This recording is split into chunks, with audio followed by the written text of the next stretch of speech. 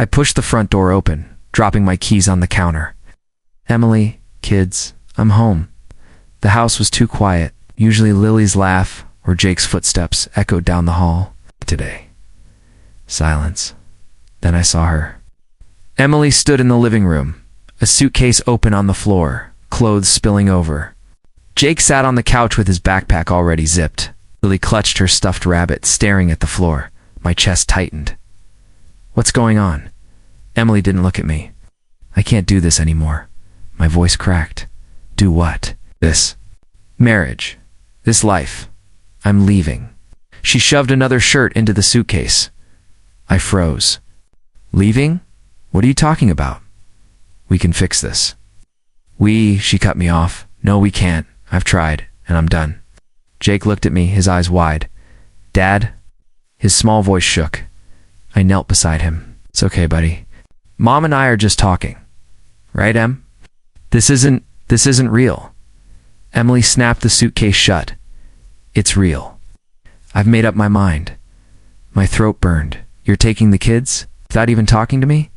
They need stability. I'm giving them that. Stability? My hands trembled.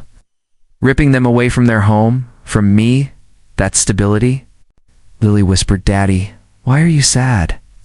I swallowed hard and reached for her hand. I'm not sad, baby. I'm just confused. Emily pulled Lily closer. Come on, sweetie. We need to go. I stood, my voice rising. Emily, stop. You can't just decide this. We're a family. She turned finally, her eyes cold. We were a family, but I don't love you anymore. The words sliced through me. Don't love me? After everything, after the years, the sacrifices, you'd just stop? She looked away. I don't want to fight. It's over. I shook my head. At least talk to me. Don't do this in front of them. Jake stood up, his voice breaking. Mom, please. Dad didn't do anything. Emily's jaw clenched. You don't understand, Jake. This is for the best. For the best. I laughed bitterly. How is tearing apart their lives the best? You think they won't remember? This moment, you think they won't blame you? Her lips pressed tight. They'll adjust. The kids are stronger than you think. Lily tugged my sleeve. Daddy, can I stay with you? Tears blurred my eyes. Of course, baby. Of course you can. Emily's voice hardened. No, she's coming with me. I stepped forward. You're not taking them. Emily's eyes flared. Try and stop me. She yanked the suitcase upright. Jake grabbed my arm. Dad, please don't fight. My chest caved in. His little hand trembled against me. I couldn't let them see a war break out in their living room. I lowered my voice. Emily, think about what you're doing. You're breaking us. I already thought about it for months. You just didn't notice. Her words stung worse than a knife. Because I believed in us. I thought we were stronger than this. You were wrong. She reached for Lily's coat. Lily clung to my leg. I don't want to go. I bent down, holding her close. Baby girl, I'm right here. I'll always be here. Emily's voice cracked for the first time. Don't make this harder. I looked up at her, my voice hoarse. Harder? You're taking my children away, Emily. You're ripping my heart out in front of them. How could you? Her face hardened. Again, because staying would kill me. Jake whispered, Dad, please. I wiped my face, forcing myself to steady. Emily, listen.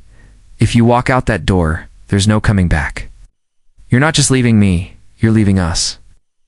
Stared at me for a long second, her eyes unreadable. Then she reached for Jake's hand. He pulled back. I don't want to go. Her voice shook. You have to, I whispered. You don't have to do this. She tugged harder. Jake looked between us, torn, his face pale. Finally, he let go of my arm and stepped toward her. My knees nearly buckled. Emily reached for Lily, prying her away from me. Lily sobbed. Daddy, no. I kissed her forehead quickly before Emily pulled her away. I love you, Lily. Don't forget that. Emily slung the suitcase handle up, her voice sharp. We're done here. I stepped back, numb, my fists clenched at my sides. You'll regret this. She didn't answer. She just opened the door. Jake looked back at me once, eyes wet. lips trembling, but he didn't speak. Lily screamed, "Daddy!" As Emily carried her out, the door slammed shut with a final, cooing crack. The silence afterward was deafening. I stood there, staring at the empty doorway, my chest hollow, my legs shaking. Everything I loved had just been ripped away and all I could do was listen to the sound of their footsteps fading into the night. I pushed Jake's door open, the hinges creaking like they were mourning with me. His baseball glove sat on the shelf, dusty already. His bed was still unmade, blanket half-dash hanging. I whispered to the empty room, "You didn't even get to say goodbye." Lily's room was worse. Her stuffed animals stared at me, lined up on the bed like they were waiting for her return. I picked up her pink rabbit, the one she always held at night. My chest cracked open, the doorbell rang. I wiped my face quickly and opened it. Mark stood there holding a bag of takeout. "Jesus, man," he said, looking me over. "You look like you haven't slept in a week." I haven't. He stepped inside, setting the bag on the counter. "You eat today?" I shook my head. "Doesn't matter." "Of course it matters. You're wasting away." He shoved the bag toward me. "At least try." I sat but didn't touch it. She took everything, Mark. The kids. My whole life. Just gone. Mark pulled out a chair. "I know, but starving yourself isn't bringing them back." I laughed bitterly. "You think I don't know that? Every corner of this house reminds me of them. Their voices, their laughter. Now it's just walls." Mark leaned forward. "Then maybe you shouldn't be here alone all the time. Come crash at my place. At least you won't drown in silence." I shook my head. What if Jake calls? What if Lily calls? I can't miss it. His voice softened. "Do you really think she let them call?" I gripped the table. She can't keep them from me forever." "She'll try," he muttered. I slammed my fist. "She cut me off completely, Mark. No texts, no pictures, nothing. Like I never even existed." Mark didn't flinch. He just looked at me, steady. "That's why you need to fight." Sitting here, staring at the walls. "Waiting, it's exactly what she wants. You have to show her you're not broken." I swallowed hard. "Then let me help pick up the pieces," he said. "You're not alone in this, unless you choose to be." I looked away. My phone lay on the counter, dark screen taunting me. He followed my eyes. "You keep staring at that thing like it's a lifeline." "It is," I whispered. "Every night I wait for her name to pop up. For Jake's voice. For anything. But it never comes." Mark sighed. "Man, I hate her for doing this to you." To them, she had no right. She said she didn't love me anymore. My throat tightened. She said taking them was stability. How twisted is that? Twisted enough to make you feel powerless, but you're not. I rubbed my face. "Tell that to Jake." He looked at me like he wanted to stay, but he couldn't.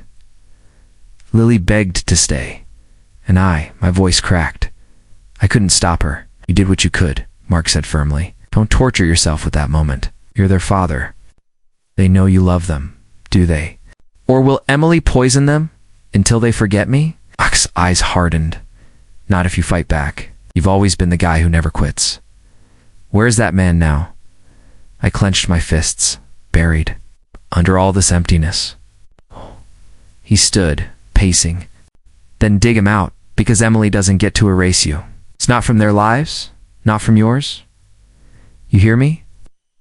I nodded faintly, though my chest still felt hollow. Mark pulled 2 beers from the fridge, sliding one over.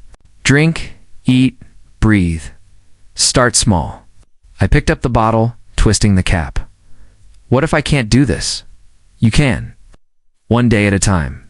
And when you can't, I'll be here to remind you." The beer burned going down, but it grounded me. I feel like a ghost in my own house. Mark's voice softened. "Then don't haunt it. Make it yours again. Fill it with something new until they're back." I stared at Jake's glove on the shelf, Lily's rabbit on the chair. Kids' echoes lived in every corner. I couldn't erase that, but maybe, just maybe, I could hold on until they returned. Mark put a hand on my shoulder.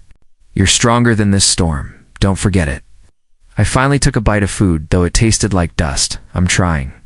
That's enough for today, he said quietly. Later, when he left, the silence returned, heavier than before. I sat by my phone, the screen glowing in the dark. Hours passed. Midnight. 1, 2, nothing. I whispered to the empty room, "Call me Jake, please." But the phone never rang. The night dragged on like every other dark, heavy, silent. I sat on the couch, staring at my phone, praying for something. Anything. Then it lit up. Emily's name flashed across the screen. My heart nearly stopped. My hand shook as I answered. Emily. But the voice that came wasn't hers. Dad. I froze. Jake. Jake. Is that you? Yes. His voice was trembling, small, like he was hiding in a closet. Oh God, Jake, are you okay? Where are you? I'm at home. Mom doesn't know I called. His voice cracked. I'm sorry we left. Tss. I pressed the phone tighter too. My ear, no, Jake. Don't you dare apologize. None of this is your fault. Mom said I shouldn't call you. She said you don't want us anymore. My chest tore open. What? Jake, listen to me. That's not true. I want you and Lily more than anything in this world. Do you hear me? I love you both so much. His breathing hitched. Then why did? She'll say because she's angry at me, not you. She's wrong, Jake. Don't ever think I don't want you. Silence. Then a muffled sniff. Dad, I miss you. Tears filled my eyes. I miss you too, buddy. Every single day. I walk past your room, I see your glove, your games. I can still hear you laughing. Can I come back? His whisper broke me. I bit down hard on my lip. I wish I could just come and get you right now, but I can't. Not yet. But I promise you, Jake, I'm going to fight. Won't stop. Until you and Lily can be with me again, Mom won't let you. Then she'll have to go through me. You're my son. No one can take that from me. I heard shuffling like he was looking over his shoulder. Dad, I don't have long. Mom's in the kitchen. Okay? Okay? Just tell me how's Lily. She cries a lot. She keeps asking for you at night. Daniel tells her to stop. My jaw clenched. Daniel is Daniel, Mom's friend. He lives here now. My stomach flipped. He lives there with you? Already? Yeah. He yells sometimes. Not at Mom. At me. Rage shot through me. He yells at you, just when I spill things. Or when Lily's loud. Mom says he's just stressed. I wanted to smash something, Jake. Listen to me. No one has the right to yell at you like that. If he scares you, you tell me. Promise. I promise. I swallowed hard, trying to keep my voice calm. You're so brave, Jake. Taking care of Lily, calling me like this. I'm proud of you. The line went quiet, except for his breathing. Then, softly, Dad, will you come for us? Yes, I swear it. Even if Mom doesn't want you to. Especially then, because you're my kids, and nothing changes that. Suddenly, a sharp voice cut through. Jake, what are you doing? Emily, Jake? Gasped. Mom, the phone shifted. Her voice filled the line, sharp and furious. Are you kidding me? Calling him? Give me that. Mom, please. The line rustled. In silence, I shouted, Emily, don't hang up. Put him back on. Emily. But it was too late. The call ended. The screen went black in my hand. I stared at it, my chest heaving, my whole body shaking. Damn. I threw the phone across the couch and buried my face in my hands. My heart pounded so loud I thought it might crack my ribs. Jake's little voice replayed in my head. I'm sorry we left. Can I come back? Wanted to break through the walls, storm into that house, rip him out of her arms. But I couldn't. Not yet. I sat there, gripping my knees, breathing hard. The pain was unbearable, but beneath it, something else stirred. A spark. For weeks, I'd been drowning in silence, letting Emily control everything. Tonight proved she couldn't erase me. Jake remembered. He wanted me. He needed me. And if she thought she could shut me out forever, she was wrong. I whispered into the empty room. Hold on, Jake. Hold on, Lily. I'm coming. For the first time since the night they left, I felt something stronger than despair. I felt fire. I sat across from Sarah, my hands gripping the edge of her desk so tightly my knuckles turned white. She looked at me carefully. Tell me everything. From the beginning, I came home, I said, my throat tight. Emily was packing bags. Hey. She didn't explain, didn't even look at me. Jess said she can't do this anymore. Then she took Jake and Lily. I begged her to stop. She slammed the door in my face. Sarah nodded slowly, scribbling notes. And since then, she's cut me off completely. Won't answer. My texts won't let me see the kids. And now, rubbed my face, anger bubbling. I heard she's telling people I'm unstable. I can't take care of them. Sarah leaned forward. She's already preparing for a custody battle. My stomach twisted. But I've never hurt them. I know. She interrupted gently. But family court doesn't care about emotions. They care about proof and right. Now, she's painting a picture of you as someone unreliable. Unreliable? I slammed my fist against my thigh. I'm the one who stayed. I'm the one who worked. She walked out. Sarah's voice stayed calm, measured. Rage won't win this for you.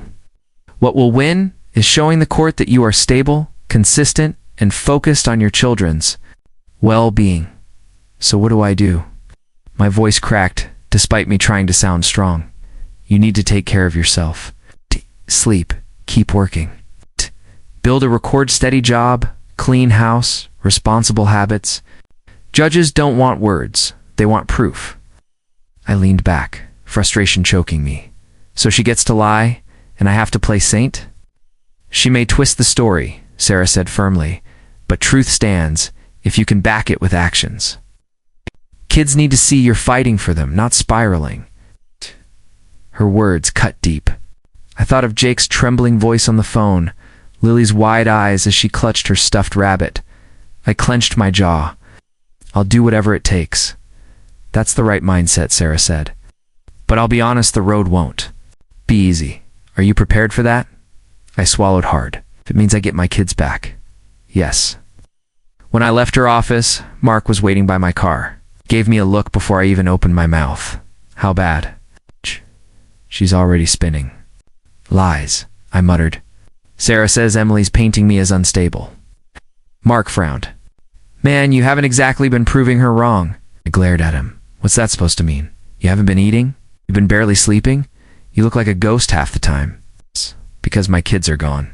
I snapped. I know, he said firmly. But you think the court will care about excuses? They'll look at you right now and see a wreck? Emily says you're unstable. Don't give them the proof. His bluntness stung, but I knew he was right. I rubbed my temples. So what? I'm supposed to just carry on like nothing happened? No, Mark said softly. Carry on like a dad who refuses to give up. You get up, you eat, you go to work, you keep your house clean. You show everyone, including your kids, that you're still there, Rock. His words broke something inside me. I don't feel like a rock, Mark. I feel like dust. He clapped a hand on my shoulder. Then rebuild.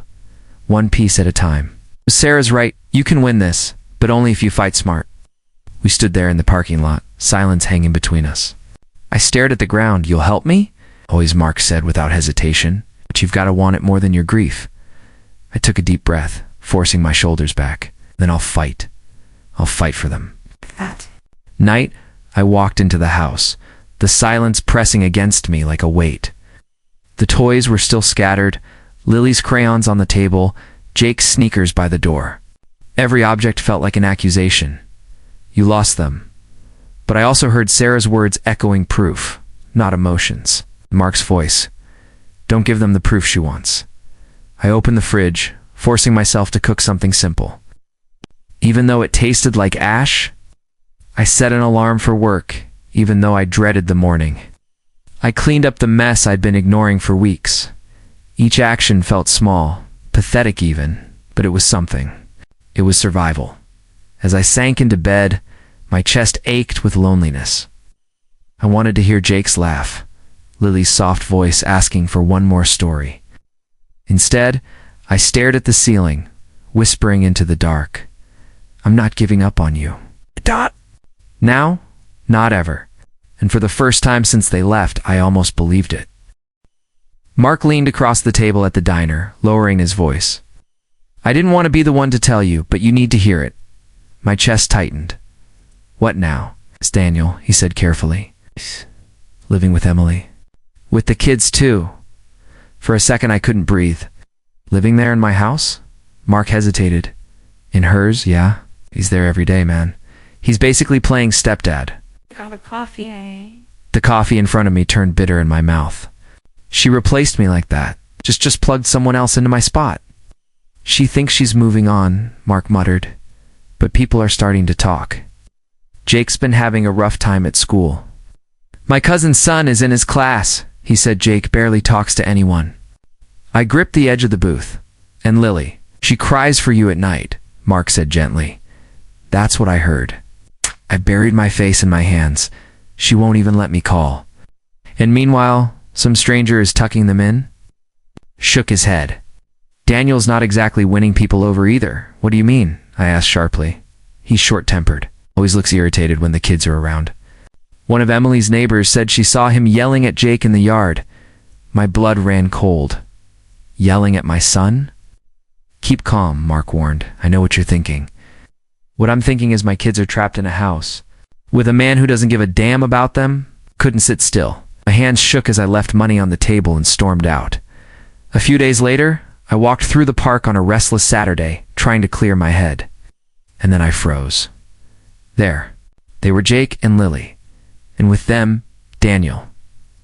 Jake clutched a soda cup, his little hands fumbling. The drink tipped, spilling across the bench. Daniel's face twisted in anger.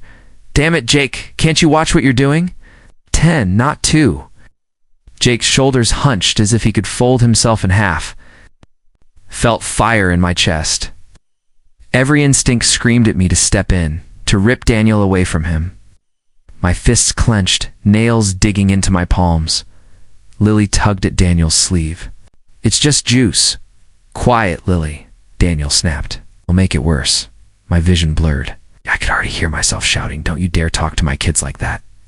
But Sarah's warning rang in my ears. Rage won't win this for you. If I made a scene, Emily would twist it. It's unstable, dangerous. Exactly what I said. I swallowed back the fury, every breath burning. I stood there, invisible, just feet away from my children. Jake wiped at the bench with his sleeve, trying to fix the mess, while Daniel sighed like the boy was some burden. I wanted to scream. Instead, I turned away. My legs shook under me as I walked out of the park. Back home, I slammed the door so hard the frame rattled. Mark showed up not long after. He didn't even ask, just saw my face. You saw them, didn't you?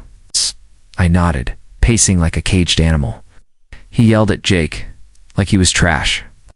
My son flinched, Mark, and I did nothing. Mark sat heavily on the couch.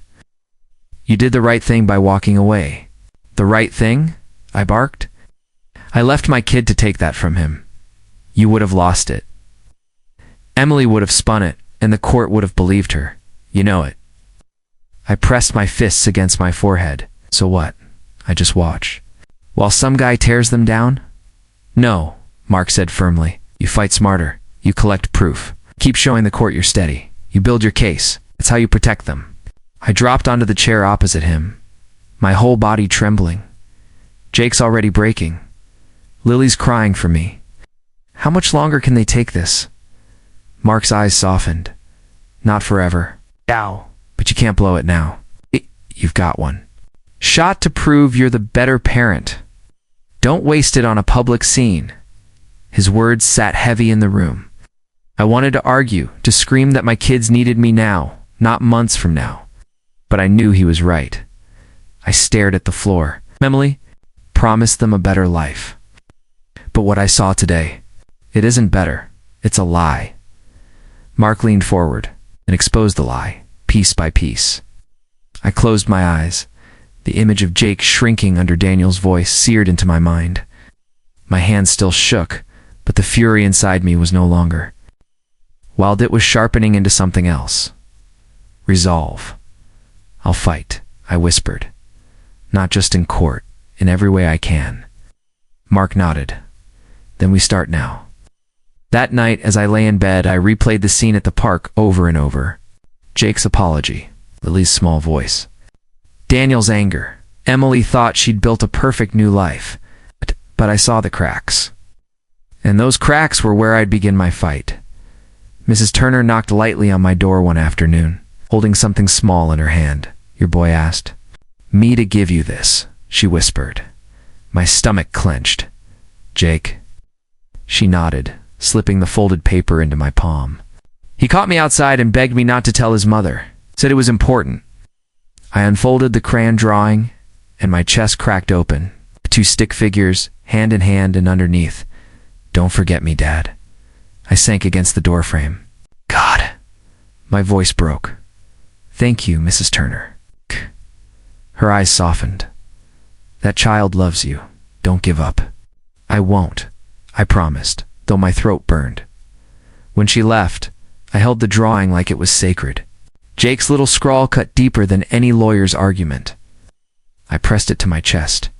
I'll never forget you, son. Never. At Sarah's office, I placed the drawing on her desk. She glanced at it, her face hardening. This isn't just sweet. It's evidence proof that the kids want a relationship with you. But Emily's trying to erase me from their lives, I said, anger flooding my words. She blocked every call. Jake had to sneak a message through a neighbor. Sarah folded her hands. We'll use that. But listen to Mamili's narrative is that you're unstable.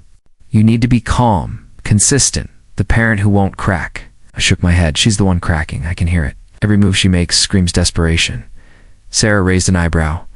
What makes you say that? Because she's terrified of me being in their lives, I said bitterly. If she was confident, she wouldn't fight this hard to erase me. Sarah leaned back. Then let's make sure the judge sees it too. Stay steady. Let her unravel. That night, my phone lit up with Emily's name. My pulse spiked. I answered. Emily, I said carefully. Her voice was sharp, strained. Stop poisoning the kids against me. My chest tightened. Poisoning? You've cut me off completely. Jake had to sneak a drawing through Mrs. Turner just to reach me. Her breath hitched on the other end. He had no right. He's a child, I snapped. He has every right to want his father. They don't need you anymore, she screamed. Her words stabbed. But beneath them, I heard something else panic. Fear, then. Why are you shouting? I asked quietly. If they don't need me, why are you so afraid every time they try to reach out? For a moment, silence. It's just her ragged breathing. You'll never win this, she spat finally, her voice shaking. Never. Line went dead. I stared at the phone, my heart pounding. Out. She sounded less like a woman in control and more like someone fighting to hold. Onto something slipping through her fingers. The next day, Mark dropped by, showed him the drawing. He whistled. Softly, man, that hits. It's all I needed, I murmured. Proof that Jake still believes in me, that I matter. You always mattered, Mark said. But now you've got something the court can't ignore. I clenched my fists. Emily screamed, they don't need me. But Jake's words say the opposite. Mark leaned forward. So you push harder, not out of rage, out of love. You show the court you're the anchor, not the storm. I nodded slowly. She's unraveling, Mark.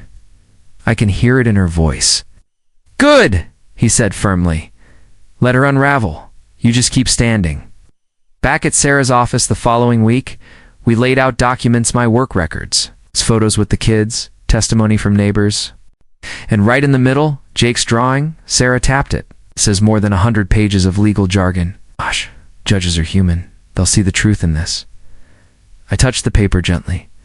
It's not just evidence. My son begging. Me not to forget him? Sarah's expression softened for a moment, then hardened again. Then let's make sure the court never forgets it either. That night, lying in bed, I replayed Emily's voice in my mind. They don't need you anymore. But her scream wasn't confidence. It was fear. She was losing her grip, and deep down she knew it. I held Jake's drawing close, a little stick. Figures glowed in the dim light. more powerful than any insult Emily could throw at me. "Don't worry, Jake," I whispered. "I'll fight until the end. You'll never be forgotten, not by me." And for the first time in weeks, I felt something. Steady inside me, not rage, not despair, resolve. The courthouse smelled like old wood and fear. I sat at the table beside Sarah, my palms damp. Across from me, Emily leaned close to Daniel, whispering with a smug smile.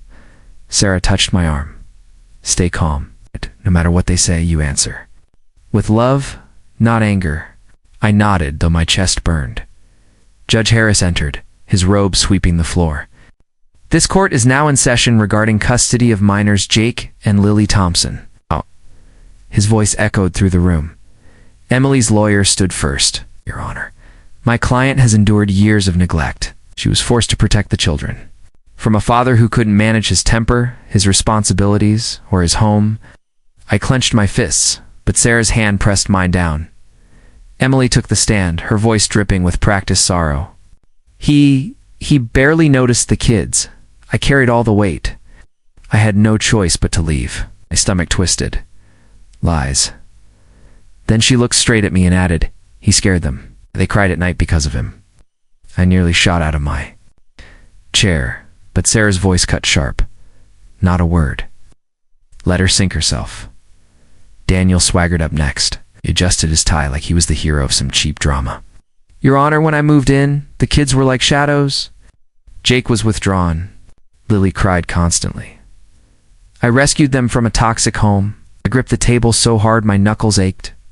Rescued them." Sarah leaned close. "When it's your turn, you don't defend against his story, you tell your own." Judge Harris finally turned to me. "Mr. Thompson, your response?" I rose, legs shaking, but voice steady. "Your Honor, I won't attack Emily. I won't waste time on Daniel's lies. I only want to say one thing. I love Jake and Lily. They are my life. Every choice I make is about them. I've never forgotten them, not for a single day." Emily scoffed, loud enough for the courtroom to hear. I steadied myself. "I'm not perfect, but I've fought to stay steady because my kids deserve a father who doesn't give up. That's why I'm here, not to win against her, but to fight for them." Judge Harris studied me silently, his face unreadable. Sarah rose next, calm but sharp. "Your Honor, my client has kept a job, a home, and support systems. He's passed every evaluation, and yet Mrs. Thompson has repeatedly blocked contact, ignoring court orders for visitation." "Why?" Emily shifted uncomfortably. I was protecting them." Sarah flipped open a folder. "Protecting them? Then why did Jake sneak a drawing through a neighbor asking his father not to forget him?" She slid the paper forward. Gasps rippled across the courtroom. Emily's face flushed red. That doesn't mean anything." He was confused.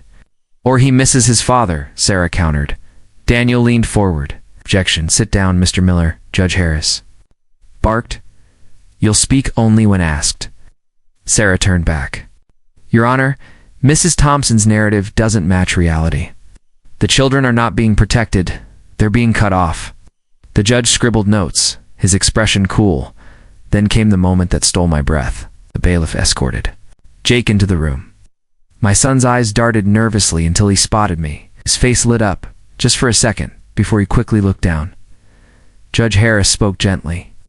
"Jake, do you understand why you're here?" "Yes, sir," Jake whispered.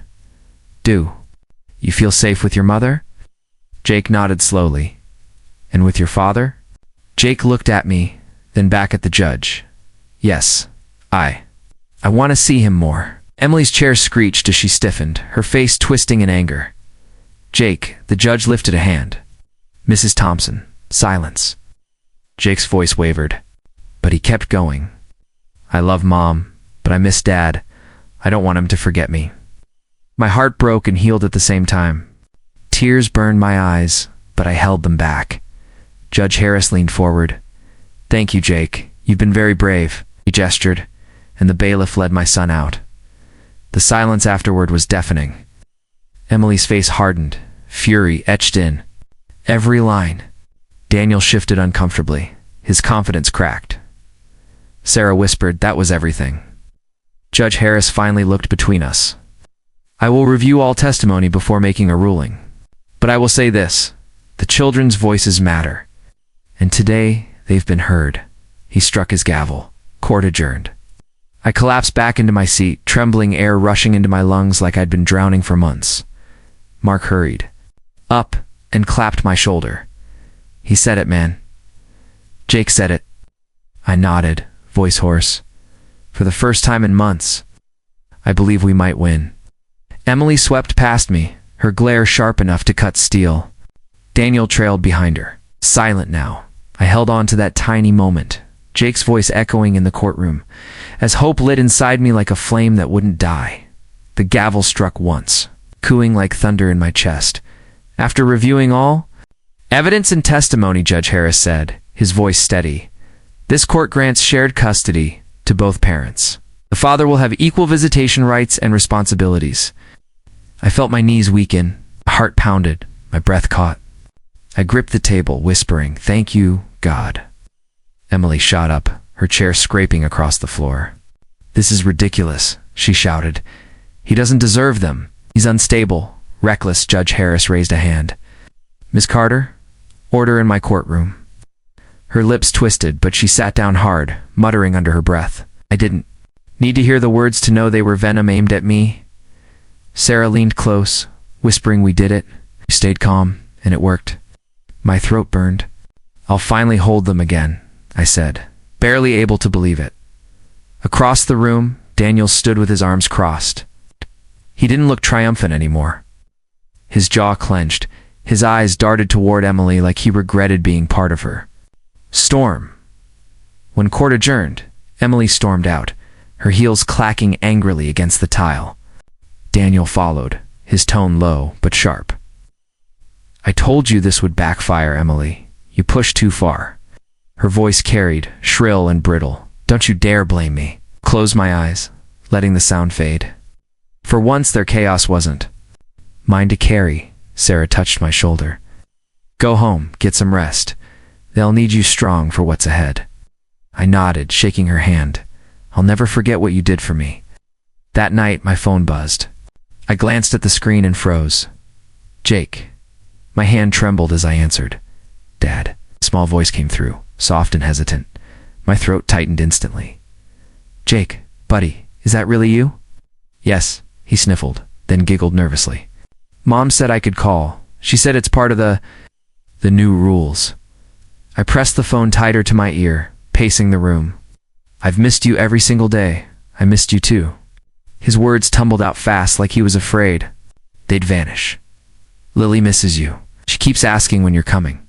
I told her soon. "I knew you wouldn't leave us." Tears blurred my vision. I sat down, clutching the phone like it was life itself. "You're right, Jake. I'll never leave you. Not ever. Can we go to the park again?" he asked, excitement creeping into his voice. "And maybe get ice cream?" "Lily wants strawberry." I laughed through the tears. "Yes, as soon as I see you, we'll do all of that. I promise." He grew quiet for a second, and softly he said, "Dad, I knew you'd win." The words split me open. "You kept me strong, Jake. That drawing you made, I still have it." It gave me hope when I felt like I couldn't breathe. "Kept it?" His voice brightened. "Always," I whispered. "It's on my desk." Every time I looked at it, I remembered why I had to fight. He chuckled shyly. "I'll draw you another one when you come." I rubbed my eyes. I'd like that more than anything." In the background, I heard Lily's tiny voice. "Is that Daddy? Can I say hi?" Jake covered the speaker, then shouted, "It's Dad." My heart swelled as Lily's sweet voice filled my ear. "Hi, Daddy. I love you." I broke completely. Tears streamed down my face, unstoppable. "I love you too, Princess. So much." She giggled. "Can you come tuck me in tomorrow?" "Yes," I said firmly, gripping the phone. "From now on, I'll be there. No more missing bedtime stories." Her little cheer rang out before Jake took the phone back. "Dad, are you crying?" Happy tears, buddy, I admitted, laughing softly. The best kind of tears? He laughed with me, and for the first time in months, my chest felt lighter. After we said goodbye, I sat in silence. The apartment felt the same, but everything inside me had shifted. For so long, betrayal had been my prison. Emily's lies, her cruelty, the way she tried to erase me. But now, justice had cracked her illusion wide open. I leaned back, staring. At the ceiling. I survived, I whispered. The pain hadn't disappeared, but it no longer controlled me. I had my children. I had hope. And I had proof that love real love endures through storms. I picked up Jake's drawing again. 2 stick figures holding hands. 4 words in messy crayon. Don't forget me, Dad. I traced the letters with my finger and smiled through the tears. Never again, Jake. Never again. For the first time in months, I believed myself.